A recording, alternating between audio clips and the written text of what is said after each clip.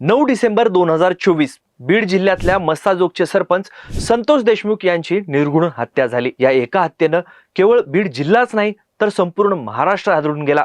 प्रकरणाचं गांभीर्य इतकं मोठं होतं की या हत्या प्रकरणातील मुख्य आरोपी सूत्रधार वाल्मिक कराड आणि त्याच्या टोळीमुळे राज्याच्या राजकारणात देखील मोठी उलथापालथ झाली आणि तत्कालीन मंत्री धनंजय मुंडे यांना आपल्या पदाचा मंत्रिपदाचा राजीनामा द्यावा लागला। इतक्या मोठ्या आणि संवेदनशील घटनेनंतर संतोष देशमुख यांची पत्नी अश्विनी देशमुख सरपंच पदाच्या पोटनिवडणुकीत उभ्या राहतात। संपूर्ण राज्याची सहानुभूती त्यांच्या पाठीशी असते, पण तरीही स्वतःच्या गावात स्वतःच्या लोकांमध्ये अश्विनी देशमुख यांचा 92 मतांनी पराभव झाला। मस्साजोगकरांनी देशमुखांना हरवलं। मग असं का घडलं?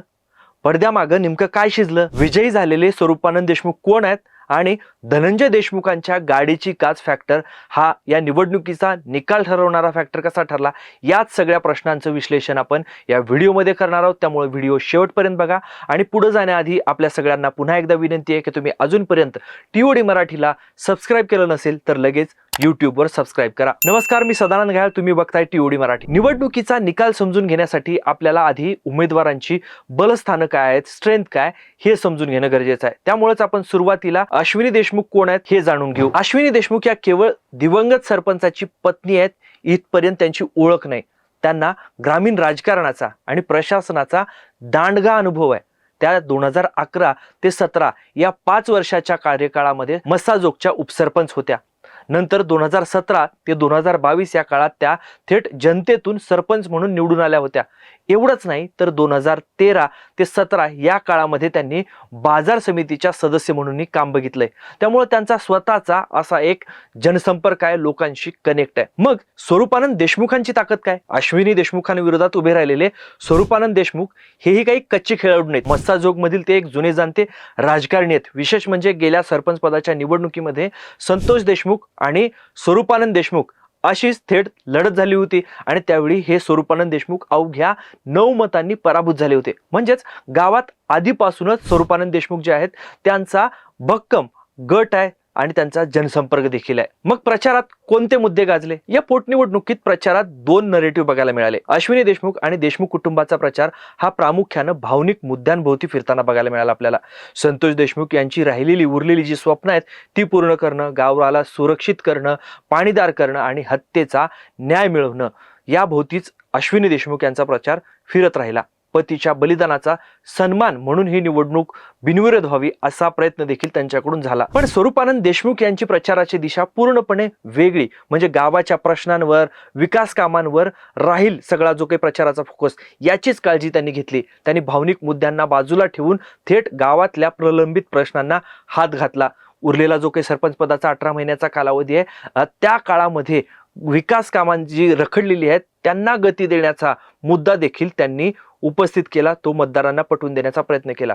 पाणी पुरवठ्याची सोय नसलेल्या वस्त्या, खराब झालेले रस्ते, नॅशनल हायवे 548 ते मस्साजोग हा खराब रस्ता, शेतकऱ्यांच्या विहिरी, गायगोठे आणि गोरगरिबांचे घरकुलाचे प्रश्न, या सगळ्यांबद्दल त्यांनी आपला एक रोड मॅप मतदारांसमोर ठेवला आणि त्यालाच कुठेतरी त्यांना प्रतिसाद योग्य मिळताना आपल्याला बघायला मिळाला। याच 2 नरेटिव्ह मध्ये सहानुभूती की जनसंपर्क यात मस्साजोगकरांनी अश्विनी देशमुख यांचा पराभव केला, त्यांना हरवलं। स्वरूपानंद देशमुख 98 मतांनी जिंकले। मग अश्विनी देशमुखांचा पराभव का झाला? कारण राज्यभर सहानुभूती असताना अश्विनी देशमुखांचा पराभव का झाला याचीच सध्या खूप चर्चा होते आणि याची 2 प्रमुख कारणं देखील सांगितली जातात आणि ती स्वतः संतोष देशमुख यांचे जे बंधू आहेत धनंजय देशमुख यांनीच सांगितलेले आहेत। पहिलं कारण आहे कुटुंबाचा तुटलेला जनसंपर्क।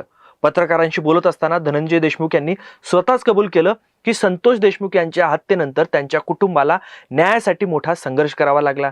न्यायालयीन लढाईसाठी बीड, छत्रपती संभाजीनगर आणि दिल्लीच्या वाऱ्या कराव्या लागल्या, मुंबईला जावं लागलं, मोर्चे आणि आंदोलनामध्ये त्यांचा वेळ गेला।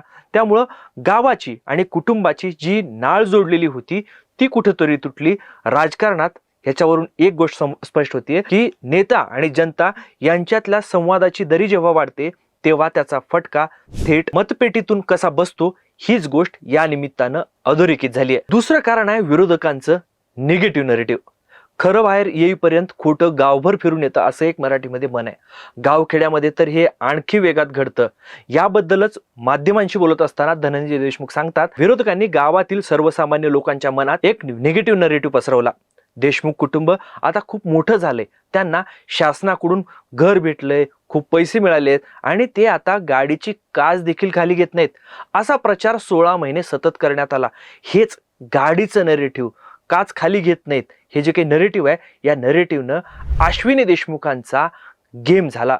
देशमुख कुटुंबाला मस्साजोगकरांपासून तोडण्याचं काम या नरेटिव्हनं केलं. या निगेटिव्ह प्रचारामुळे अश्विनी देशमुख यांच्याबद्दलची सहानुभूती ओसरत गेली आणि मतदारांच्या मनात एक अढी निर्माण झाली. ही स्वतः देशमुख कुटुंबानंच मान्य केलेली 2 कारणं झाली. आणि तिसरं कारण आहे ते म्हणजे स्वरूपानंद देशमुखांची रणनीती. स्वरूपानंद देशमुख यांनी अत्यंत अचूक अशी निवडणूक स्ट्रॅटेजी आपल्याला या निवडणुकीत आखल्याचं बघायला मिळालं. अश्विनी देशमुख किंवा संतोष देशमुख यांच्यावर त्यांनी कोणतीही वैयक्तिक टीका केली नाही. उलट संतोष देशमुख यांची अधुरी स्वप्न पूर्ण करण्यासाठीच आपल्याला सरपंच करा असा सहानुभूतीला काउंटर करणारा मुद्दा त्यांनी लावून धरला. स्वरूपानंद यांनी संतोष देशमुखांना न्याय मिळवून देण्याच्या लढाईत कालही संपूर्ण गाव कुटुंबासोबत होतं आणि आजही आहे. आणि जोपर्यंत मारेकऱ्यांना शिक्षा होत नाही तोपर्यंत गाव सोबतच राहील. पण न्यायालयीन लढाई वेगळी आणि राजकीय लढाई वेगळी, हा मुद्दा त्यांनी गावकऱ्यांना पटवून दिला. कुटुंबावर एवढं मोठं दुःख कोसळलेलं असताना या राजकीय प्रक्रियेपासून दूर राहून केवळ संतोष देशमुखांना न्याय कसा मिळेल याच्यावर लक्ष द्यायला पाहिजे आणि राजकारण हा मुद्दा गावावर सोडून द्यायला पाहिजे, असंही त्यांनी आपल्या प्रचारामध्ये मांडलं. स्वरूपानंद देशमुखांना कुणीतरी मुद्दाम देशमुख कुटुंबाविरोधात उभं केलंय असा आरोपही झाला. तेव्हा त्यांनी थेट आव्हान दिलं की मी कुणाच्या तरी सांगण्यावरून या निवडणुकीत उभा राहिलोय किंवा मला कुणीतरी जाणून बुजून उभं केलंय असं कुणालाही जाणवलं गावकऱ्यांना तरी मी साऱ्या गावासमोर नाक घासून अश्विनी देशमुखांना पाठिंबा द्यायला तयार आहे. याच त्यांच्या भूमिकेनं दुहेरी काम केलं. एकाच वेळी कार्यकर्त्यांमध्ये उत्साह निर्माण केला, ऊर्जा निर्माण केली आणि दुसरीकडं बिनविरोध निवडणुकीची हवाही काढून टाकली. या 3 कारणासोबतच तब्बल 1.5 वर्षानं पोटनिवडणूक लागली. त्यामुळं सुरुवातीला असलेला सहानुभूतीचा फॅक्टर हा शेवटी नंतर निष्प्रभ ठरताना आपल्याला बघायला मिळाला. देशमुख कुटुंब पोटनिवडणूक बिनविरोध होईल या भरोशावर बसलेलं होतं. गावातल्या सुखदुःखातली सोबत घटली होती, जनतेसोबतचा कनेक्ट तुटला होता. राज्यभर दौरे करत असताना गावात मात्र देशमुख कुटुंबाचा कनेक्ट हा कमी झालेला होता.